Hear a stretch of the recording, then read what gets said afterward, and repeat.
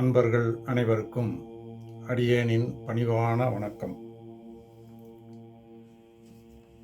இன்றைக்கு நாம் திருவாசகத்தினுடைய திருக்கோத்தும்பி என்று சொல்லப்படுகின்ற அந்த பதிகத்தின் சில பாடல்களை சிந்திக்க இருக்கின்றோம். இந்த திருக்கோத்தும்பி என்பது என்ன என்று முதலில் நாம் அந்த பதிகம் எதை சொல்ல வருகின்றது, இதிலே மாணிக்கவாசக பெருமான் நமக்கு என்ன செய்தியை கொடுக்கின்றார் என்பதை முதலிலே தெரிந்து கொண்டு அதன் பின்னர் நாம் பதிகத்தினுள் சென்றால் அந்த பாடல்களை படிப்பதும் அதனுடைய பொருளை உணர்ந்து கொள்வதும் மிக எளிதாக இருக்கும். எனவே நாம் முதலிலே திருக்கோத்தும்பி பதிகம் என்ன என்பதை நாம் தெரிந்து கொள்வோம். இந்த கோதும்பி என்கின்ற அந்த கோத்தும்பி பதிகத்திலே சொல்லப்படுகின்ற கருத்து என்ன என்றால், இந்த கோத்தும்பி என்று சொல்லப்படுகின்ற ஒரு அரச வண்டு அதனை தூதாக பெருமானிடம் அனுப்புவதாக அமையப்பட்டுள்ள பாடல்கள் இந்த பதிகத்திலே இடம்பெறுகின்றன. அதாவது மாணிக்கவாசக பெருமான் திருத்தில்லையிலே எழுந்தருளி இருந்த பொழுது இந்த குளிர்ந்த சோலைகளிலே இருக்கின்ற மலர்களிலெல்லாம் வைத்து கொண்டிருக்கின்ற அந்த வண்டுகள், அதில் இருக்கின்ற அரச வண்டு, அந்த வண்டுகளுக்கெல்லாம் தலைவனாக இருக்கின்ற அந்த அரச வண்டு அதனை பார்த்து, நீ இறைவனுடைய திருவடிக்கு சென்று அப்பெருமானினுடைய பெருமைகளை ஊதுவாயாக என்று சொல்வதாக இந்த பாடல்களை அமைத்திருக்கின்றார். அது இந்த பதிகத்திலே 20 பாடல்கள் அமையப்பட்டிருக்கின்றன. அதாவது வண்டு, சுரும்பு, தேன், நிமிரு என்று தேனீக்களிலே 4 வகையான தேனீக்கள் உள்ளன. அதிலே இந்த வண்டு, தேன் என்று சொல்லப்படுகின்ற இந்த 2 வகையான தேனீக்களும் நறுமலர்களிலே சென்று அதிலே இருக்கின்ற அந்த நறுமண வாசம் மிகுந்த அந்த மலர்களிலே சென்று தேனை எடுக்கின்ற அந்த ஒரு வழக்கத்தை கொண்டுள்ளவை.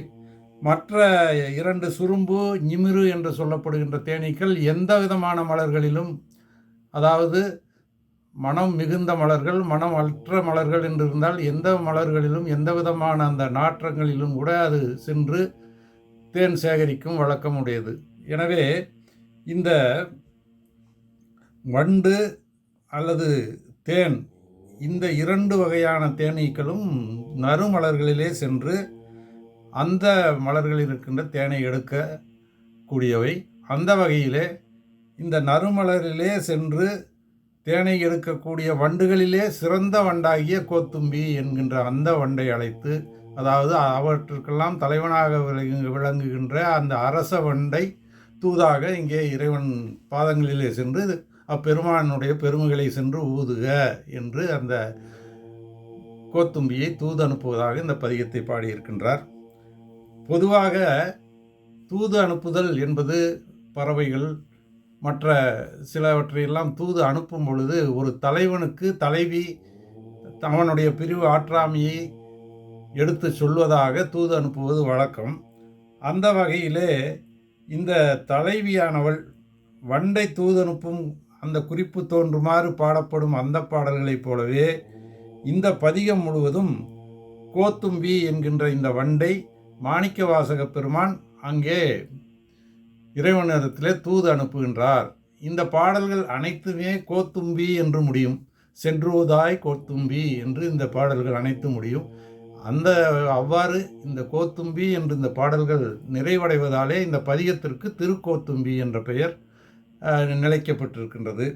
அடுத்ததாக இங்கே மாணிக்கவாசகர் என்ன பிரிவாற்றாமை, தலைவனுடைய பிரிவாற்றாமையை கூறுவது போல இங்கே மாணிக்கவாசகர் தன்னை தலைவி என்கின்ற அந்த இடத்திலே வைத்துக்கொண்டு அந்த பெருமான் ஆன்மநாதராக இருக்கின்ற அந்த திருப்பெருந்துறை பெருமான் குருந்த மரத்தடியிலே தனக்கு தீட்கை அளித்து குருநாதராக அவர் அருளி செய்தார். பின்பு அவரை அங்கேயே இருக்கும்படி விட்டுவிட்டு பெருமான் சென்று விட்டார். பல்வேறு தலங்களுக்கெல்லாம் சென்று, நீ தில்லை வரும் பொழுது உம்மை ஆட்கொள்வோம் என்று சொல்லி மாணிக்கவாசகரை திருப்பெருந்துறையிலே விட்டுவிட்டு சென்று விட்டார். அந்த வகையிலே அப்படி பெருமான் விட்டுவிட்டு சென்று விட்டதனாலே இங்கே மாணிக்கவாசக பெருமான் மிகுந்த வருத்தம் அடைகின்றார். அந்த வருத்தத்தை போக்குவதற்காக இந்த பதிகத்தை பாடி இந்த கோத்தும்பியை தூதாக அனுப்புவதாக அமைந்திருக்கின்றது. அதாவது அவர் என்னவெல்லாம் நினைக்கின்றார் என்றால், பெருமான் தன்னை தீண்டி தன் மீது தலை மீது கை வைத்து தனக்கு தீக்கை கொடுத்தார். அந்த நிலையிலே அவர் தீண்டியும் தன்னிடம் பேசியும் ஒரு பேரின்ப நிலைக்கு தன்மை உண்டாக்கியதனாலே அந்த பெருமானை அகத்தோடும் புறத்தோடும் கலக்க வேண்டும் என்கின்ற அந்த எண்ணத்தை சொல்வதாக இந்த வண்டினை தூது அனுப்புகின்றார். எனவே இது திருக்கோத்தும்பி. அது மட்டுமல்லாமல் இந்த பழைய உரையை பொறுத்தவரையிலே வண்டு பறப்பது போல மகளிர் பறந்து சென்று விளையாடுவது ஒரு வகையான விளையாட்டு. அந்த விளையாட்டு கோத்தும்பி என்று கூறப்படுகிறது என்றும் சொல்கின்றார். எனவே இந்த கோத்தும்பி என்பது மகளிர் விளையாடுகின்ற விளையாட்டு என்பதாகவும் பொருள் உண்டு. அத்துடன் தூது அனுப்புவதாக வண்டை தூது அனுப்புவதாகவும் இது அமையப்பட்டிருக்கின்றது.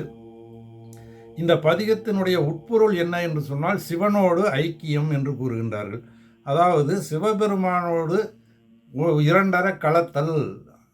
தாம் மாணிக்கவாசக பெருமான் சிவபெருமானோடு இரண்டர கலக்க வேண்டும் என்கின்ற தன்னுடைய எண்ண கிடக்கையை இந்த பாடல்களிலே கூறுகின்றார்.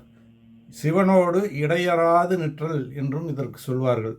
சிவனோடு ஐக்கியம் என்பதற்கு சிவனோடு இடையறாது நிற்றல் என்று. அதாவது உயர்போதம் ஒரு வண்டாக சித்த விகார தூது செப்பிவிடல் கோத்தும்பி என்று பழைய திருப்பெருந்துறை புராணத்திலே கூறப்பட்டிருக்கின்றது இந்த பதிகத்தை பற்றி.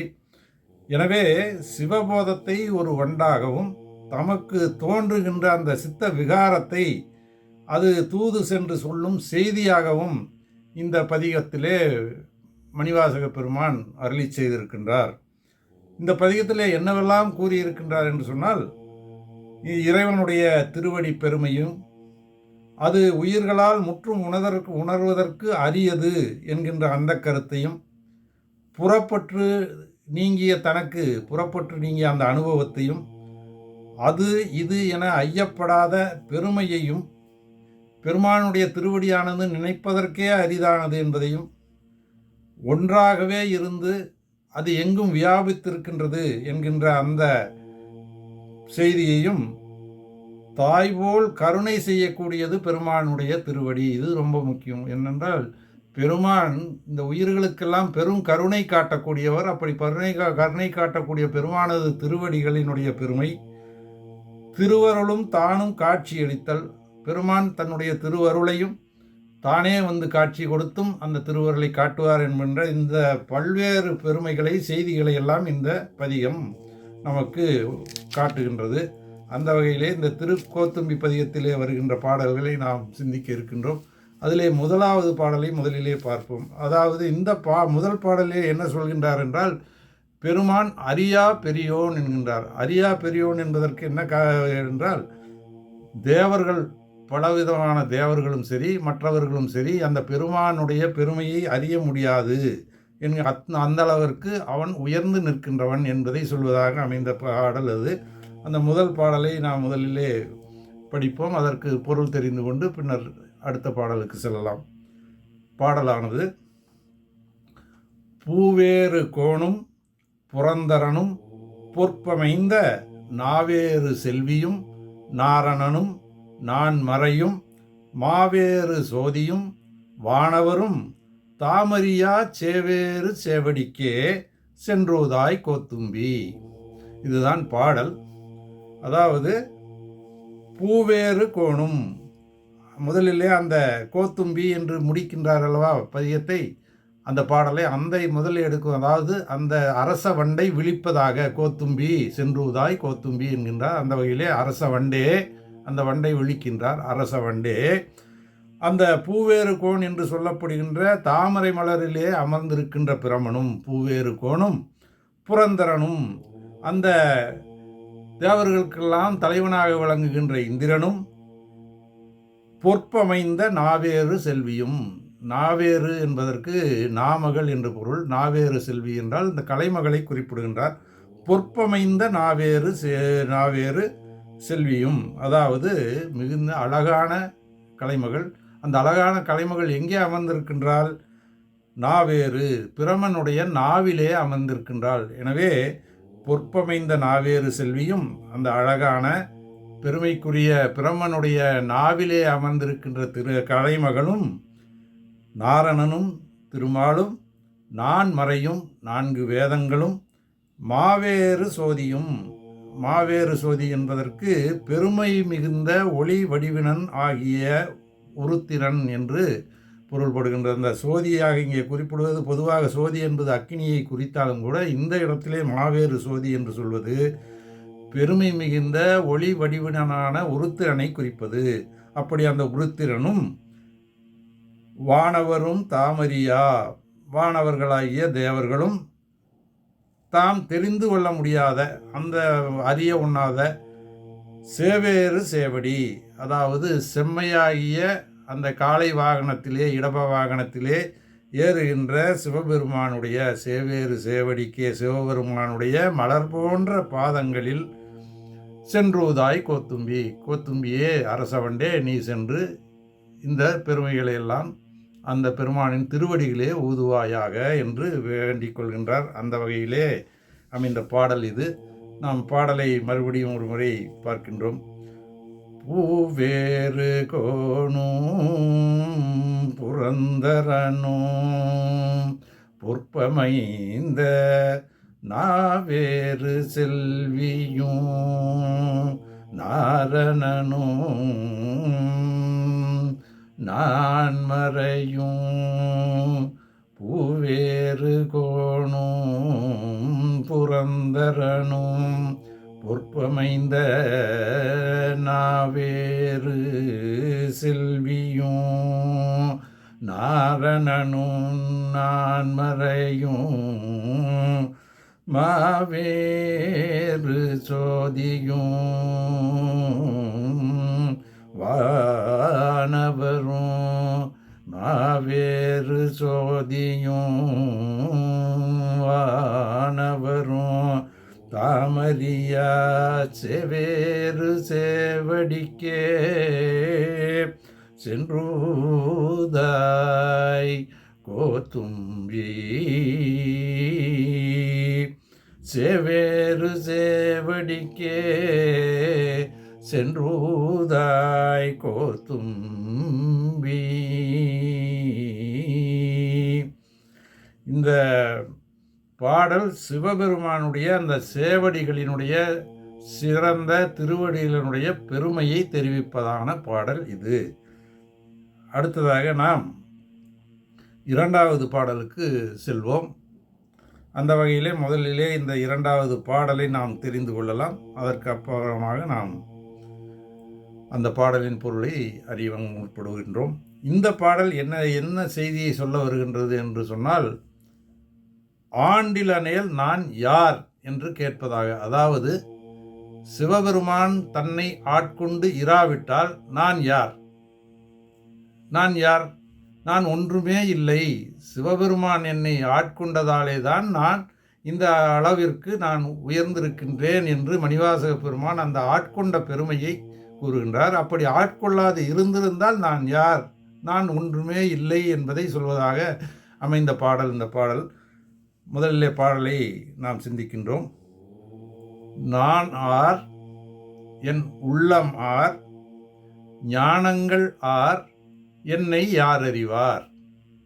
வானோர் பிரான் என்னை ஆண்டிலனேல் மதிமயங்கி ஊனார் உடைதலையில் உண்பழிதேர் அம்பலவன் தேனார் கமலமே சென்றுதாய் கோத்தும்பி. அதாவது வானோர் பிரான் என்னை ஆண்டிலனேல் நானார், என் உள்ளமார், ஞானங்களார், என்னை யார் அறிவார்? அதாவது வானோர் பிரான் என்னை ஆண்டிலனேல் என்கின்ற அந்த 2வது அடியை முதலில் எடுத்துக்கொள்வோம். தேவர்களுக்கெல்லாம் தலைவனாக இருக்கின்ற அந்த தேவதேவன், அந்த தேவர் பெருமான் பேரருளினுடைய காரணமாக மனமிறங்கி என்னை ஆட்கொண்டு இராமல் போயிருந்தால், அந்த தேவதேவனாகிய பெருமான் மிக பெரும் கருணையுடைய என்னை ஆட்கொண்டான். அப்படி அவன் ஆட்கொள்ளாது இருந்திருந்தால் நாம் முதலடிக்கு செல்கின்றோம். நான் ஆர்? நான் யார்? நான் ஒன்றுமே இல்லை. என்னை பற்றி யார் அறிவார்? அந்த முதலடியிலே கடைசி சொல்லாக வருகின்ற என்னை யார் அறிவார் என்பது. நான் யார், நான் யார், நான் யாருமே இல்லை, என்னை பற்றி எத்தன்மை உடையவன் நான் என்பது யாருக்குமே தெரியாமல் போயிருக்கும். என் உள்ளம் ஆர், சரி என்னுடைய உள்ளம் எத்தன்மையது, என் உள்ளம் எப்படி மேம்பட்டதா அல்லது இழிநிலையில் உள்ளதா என்பதையெல்லாம் தெரியாமல் தான் போயிருக்கும், தெரியாது. நான் ஆர், என் உள்ளம் ஆர். ஞானங்கள் ஆர், என்னுடைய அறிவுதான் எத்தன்மையது.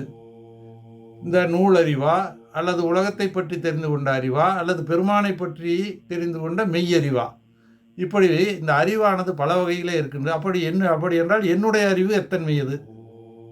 நானார், என் உள்ளமார், ஞானங்களார், என்னை யார் அறிவார். இப்படிப்பட்ட என்னை யாருக்கு தெரியும்? உலகத்திலே யாருக்குமே தெரியாது. நான் ஆர் என்பது தெரியாது. என் உள்ளத்திலே நான் என்ன நினைக்கின்றேன், என்னுடைய உள்ளம் எத்தன்மையது என்பதும் தெரியாது. என்னுடைய அறிவு எப்படிப்பட்டது, உலக அறிவா, நூலறிவா அல்லது மெய்யறிவா, அப்படி எந்த அறிவு என்பதும் தெரியாது. இப்படி எதுவுமே தெரியாமல் போயிருக்கக்கூடிய நிலையை எனக்கு இருந்தது. அந்த பெருமான், அந்த தேவராகிய தேவர்களுக்கெல்லாம் தலைவனாகிய வானோர் பிரான் வந்து என்னை ஆண்டிலனேல், அப்படி ஆட்கொள்ளாது இருந்தால் நான் இந்த நிலையில் தான் இருந்திருப்பேன்.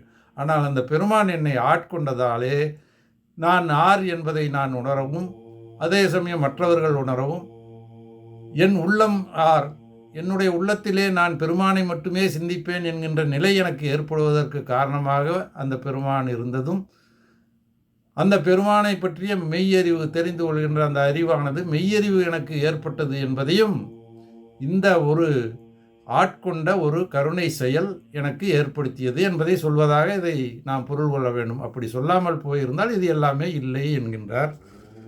மதிமயங்கி ஊனார் உடைதலையில் உண்பழிதேர் அம்பலவன். மதிமயங்கி என்பதற்கு அதாவது அறிவு கெட்டுப்போனவன், மதி மயங்கி சென்று விட்டது என்பதாகவும் ஒரு பொருள்.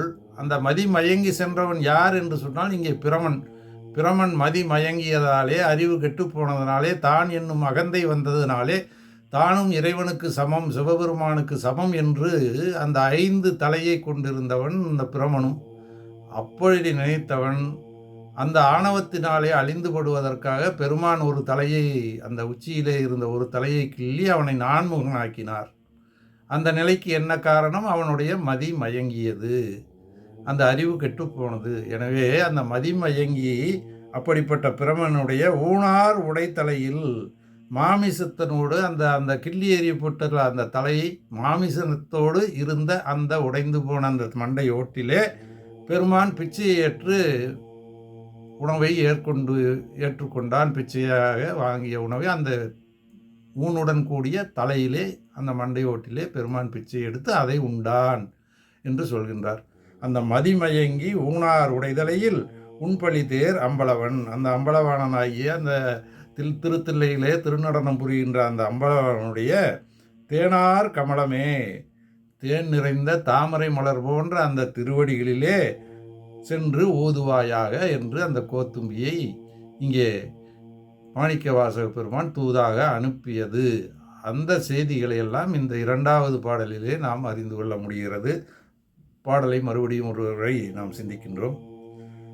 நானார், என் உள்ளம் ஆர், நான் ஆர், என் உள்ளம் ஆர், ஞானங்கள் ஆர், என்னை யார் அறிவார். நானார், என் உள்ளமார், ஞானங்களார், என்னை யார் அறிவார். வானோர் பிரான் என்னை, வானோர் பிரான் என்னை ஆண்டிலனேல். நானார், என் உள்ளமார், ஞானங்களார், என்னை யார் அறிவார். மதிமயங்கி ஊனார் உடை தலையில் உண்பழிதேர் அம்பலவன். மதிமயங்கி ஊனார் உடை தலையில் உண்பழிதேர் அம்பலவன். தேனார் தேனார் கமலமே தேனார் கமலமே சென்றூதாய் தேனார் கமலமே சென்றூதாய் கோத்தும்பி அம்பலவன் தேனார் கமலமே சென்றூதாய் கோத்தும்பி. இந்த அளவிலே இந்த இரண்டாவது பாடலை நிறைவு செய்து இன்றைய பதிவை நிறைவு செய்கின்றோம். மீண்டும் தொடர்ந்து அடுத்த பதிவிலே நாம் சிந்திக்க இருக்கின்றோம். அந்த வகையிலே இந்த திருக்கோத்தும்பி பதிகத்தை தொடர்ந்து நாம் சிந்திக்கலாம். இந்த அளவிலே உங்கள் அனைவருக்கும் எனது பணிவான வணக்கத்தை மகிழ்வுடன் மீண்டும் ஒரு முறை தெரிவித்துக் கொள்கின்றேன். திருச்சிற்றம்பலம்.